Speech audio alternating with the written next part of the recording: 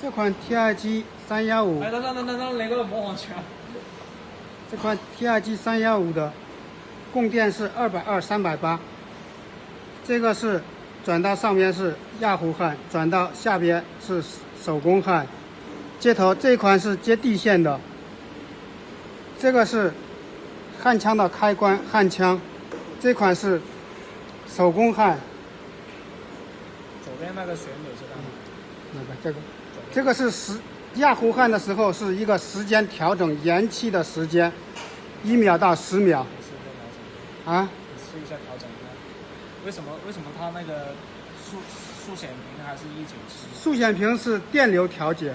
那它不会。这个时间调节，这是一个延期的时间，但是好听的也是这样的。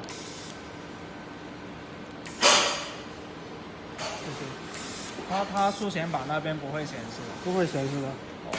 哦。不要这么土。